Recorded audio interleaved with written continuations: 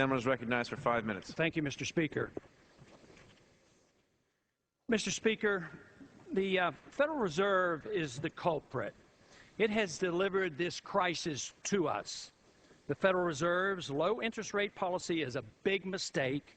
It is not a panacea. Artificially low interest rates are achieved by inflating the money supply.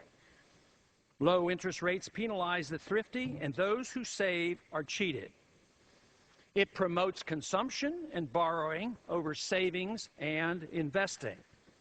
Manipulating interest rates is an immoral act. It is economically destructive. The policy of artificially low interest rates caused our problems and therefore cannot be the solution. The market rate of interest is crucial information for the smooth operation of the economy. A central bank setting interest rates is price fixing and is a form of central economic planning. Price fixing is a tool of socialists and destroys production. Central bankers, politicians, and bureaucrats can't know what the proper rate should be. They lack the knowledge and are deceived by their own aggrandizement. Manipulating the money supply and interest rates rejects all the principles of the free market. Ironically, free markets and sound money generates low rates, but unlike the artificially low rates orchestrated by the Fed, this information conveyed is beneficial to investors and savers. The Congress, by conceding this authority, conveys extraordinary economic powers to the elite few. This is a power that has been abused throughout history.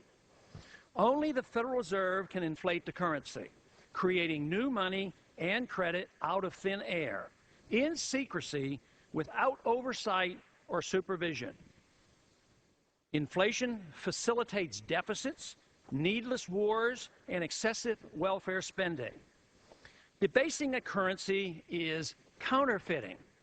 It steals value from every dollar earned or saved. It robs the people and makes them poorer. It is the enemy of the working person. Inflation is the most vicious and regressive of all forms of taxation. It transfers wealth from the middle class to the privileged rich. The economic chaos that results from a policy of central bank inflation inevitably leads to political instability and violence. It is an ancient tool of all authoritarians. Inflating is never a benefit to freedom-loving people. It destroys prosperity and feeds the fires of war. It is responsible for recessions and depressions. It's deceptive, addictive, and causes delusions of grandeur with regards to wealth and knowledge. Wealth cannot be achieved by creating money by fiat. It instead destroys wealth, and it rewards the special interests.